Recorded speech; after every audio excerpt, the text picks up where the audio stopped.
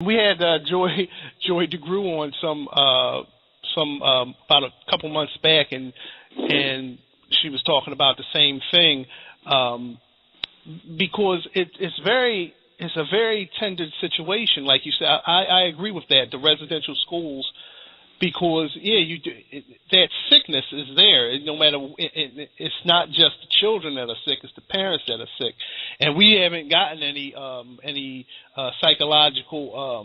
Most of us have never seen a psychiatrist or psychologist for our problems. We ain't got no medications for it. We're pretty much that's walking. The thing with the Go ahead, sick. I mean, we're pretty much never been treated for our situations. Well, that's the thing that's so insidious about it, though, man, is that, in my opinion, if you look at it on a broader scope, and we're asking, is it the parent or is it the child? But it's repetitive. That's because right. You have if we can say, okay, well, it starts off with the parent, and then the children inherit that sickness from the parent. Then when those children grow up to become parents, then the cycle repeats itself all over again. You get what I'm saying? So I guess you would. I guess you would start with the parent then. Well, yeah. I mean, I guess depending on whatever stage, if we can catch our children at a young enough age, if we can catch our children even say, I don't know, in their later teen stages, before they're ready to get out here and start living their adult lives. Well, also, you got to keep in mind that psychological repair is unlike any other kind of repair because it's immaterial. For example, if you break your knee, the doctor doesn't need you to participate in the surgery to correct it, okay? He just needs you to sit still, but he does all the work.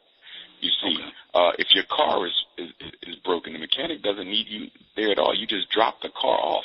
But see, psychological repair is different because it requires total participation, okay, by the victim, by the affected party. You can't just drop it off. You can't work on the mind without the person working on it with you because the mind is intangible. It's immaterial. You can't touch it. It's consciousness-based. And because of that, it's so difficult to achieve psychological progress. You can fix anything else but the mind quicker. Why? Because the person has to participate, which means they have to participate in self-discipline. They have to want to change. They have to deal with all their unmet needs. They got to deal with all that psychological baggage. And a lot of people are not willing to go into the darkness, in order to bring forth the light. And so because they're not willing to go into the darkness in order to bring forth the light, they will never grow. And that's one of the biggest problems with our mental conditioning and post-traumatic slavery disease, because many of us are not interested at all in taking a serious look at how sick we are. Most of us don't want to see the sickness. And because you don't want to see the sickness, it can never get cured. You see, remember, to solve any problem, you must first do what? Admit it's there. The average black person doesn't want to admit they have a problem. They think that they are totally healthy. And for any black person in America to think that they are healthy, or sane with what is going on and what is being done to us is automatically insane. Mm-hmm. That's very true, very true. And, again, when we started off the show tonight, before we got you on, we were talking about taking a look in that mirror and, the process of self-evaluation and self-love. Really, really taking a look at yourself and trying to see what's there. And, speaking for myself, I know there can be some very cold and dark places that you have to go to. And I understand the fears associated with that. But, in agreement with you yet again, if we're going to get to another point of progression, if we're going to progress beyond that, we have to come to the understanding that we're going to have to deal with these cold, dark places. There's no way around that. I regress. I'm just listening. I'm digging the conversation so far. Now, you're on a tour, the re-education tour. How was that? How did that come about? I know you're touring. Re-education tour. Well, Professor Griff and I, we had linked up for the first time, I guess about 2 years ago, at Black and Nobel Bookstore here in the city of Philadelphia, and we did a presentation. My portion was entitled Intellectual Insurrection, and it was an instant hit on a conscious circuit, nationally and internationally. I mean, we were getting phone calls from all over the globe, Australia, Africa, Asia, for the Intellectual Insurrection piece that I did. So we linked up again, and I did Intellectual Insurrection Part 2, which was with Professor Griff, Taj Tariq Bey, I believe, and then myself, where I really just focused on the Garvey movement in that particular presentation. But then it was actually, now that I think about it, there was also a third one that I did, Intellectual Insurrection, that did not involve Professor Griff. So two of them did involve him, and one did not. So anyway, because of the popularity of that, I was approached by Professor Griff, and he asked if I wanted to join him on the re-education tour that would start in 2012. And so January 7th down in Atlanta, we had a standing room only audience. And then in Baltimore, Maryland, last Sunday, again, we had a packed crowd to come out and hear us present. I don't have a date for the third one. I don't know where that is yet. I haven't heard from them as of yet. But as you know, I have, my own ongoing tour. I'll be in Cincinnati, Ohio for the very first time this coming Saturday. I will be in Fort Lauderdale, Florida on Monday and Tuesday. I will be in San Diego, California, keynote speaker, San Diego State University, Wednesday, February the 29th. Title of that presentation is The Color of Conspiracy. Is Black History Month still relevant in post-racial America?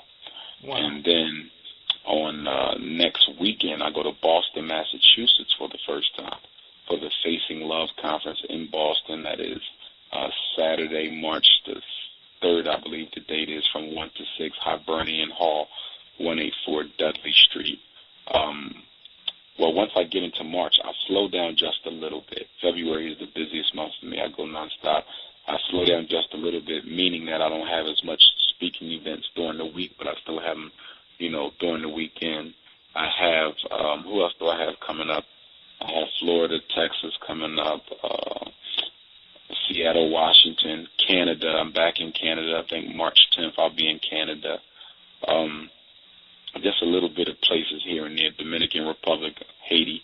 Supposed to be going there to do some tours. So basically every weekend of the year, I'm normally somewhere speaking. Wow. Yeah, and I didn't hear Philadelphia in there. Philadelphia. Well, what I'm going to try to do in Philadelphia is I'm going to try to start a regular lecture series like I used to have down at the African American Museum. Yeah. I used to have regularly for maybe 2-3 years, and then I got interrupted. I attempted to reestablish it, and Brother Ivan said that I could, but I never heard back from him. I sent him several emails, and he kept saying we can do it, but he never got back to me. So, I'm just waiting for him, and once he says he's ready to roll, then I'm ready to roll. But in lieu of that, I think that I'm also going to try to do a regular lecture series somewhere else in the city, so I'm not sitting around waiting in case I have now been determined to be too controversial for the museum to handle, which could possibly be the case too. So I'm probably going to get another venue and start doing a regular lecture series here because you don't want to abandon the hometown. But anyone wants to see that lecture schedule, wants to come out to any events. In fact, I just came from a 3-city tour in Texas this past weekend. I was in Austin on Thursday at the 12th Annual African American Family Conference. Thursday night I was at Fort Worth, Texas in the Doc Black Bookstore. Saturday I was in Dallas, Texas at the African American Museum. So, and then from there I went to Kansas City, Missouri, and I was keynote speaker in Kansas City. But folks can check it out on my website, the calendar, which should be up by tomorrow, drumarjohnson.com, DRUMAR. Johnson.com. All the speaking events are up there, articles, YouTube clips, contact info, photos, and I'll be adding a lot more stuff to that very, very soon. But as I said at the top of the show, you know, anyone listening, and I want everybody to spread the word. If you know of any mother, any father,